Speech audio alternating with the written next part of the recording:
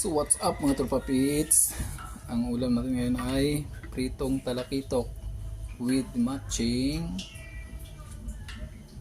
talbos na kamote na ensalada. Siyempre, yung mga ingredients ito: lemon, sili, kamatis, bawang, kalamansi, sibuyas, tsaka mantika. Mantika para dito sa ating prito. So ayan. Oh, ang hirap. Bus na natin yung mantika. Ya. Tika na. Laki na kawali. Kailangan medyo marami-rami yung mantika nito. Yan. So, lakasan natin yung apoy. Okay. So, kuluan na yung tubig natin mga tropa pits. Ilalagay na natin yung talbos ng kamote. Half cook lang to. Kailangan half cook lang para hindi magkulay brown. Para green pa rin siya. Iaahon kagad. Kaya sana lang. Yun, no. Ay siya. Ayos.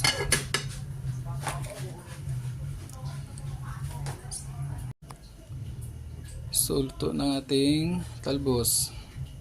Gawin natin sa drainer. Yan, i-drain muna natin. Half cook lang ito eh. Para kulay green pa rin siya. Madali lang maluto yung talbos eh. Yan, dumidikit pa. Alright. Out, sinit. So, yan. Ito tatapon na yan.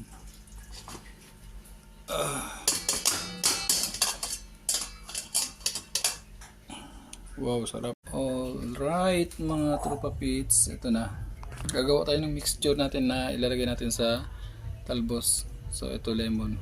Nilagay ko itong konting suka para medyo may sabaw-sabaw siya konti. So pigayin na natin yung lemon. Oh my god, ang bango.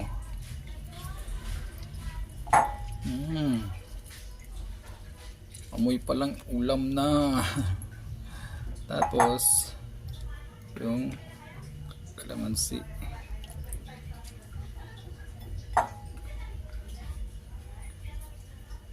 Ang bango ng lemon.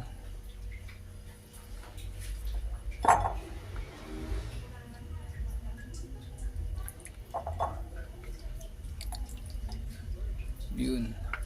Tapos ito siling green, sibuyas, bawang, tsaka luya. Ipaghalu-haluin na natin dito yan. Yan. Tapos meron tayong bagoong alamang. Lalagyan natin ng bagoong alamang para magkalasa. Konti lang. Bagoong Iloilo to eh. Yun. Fresh from Iloilo.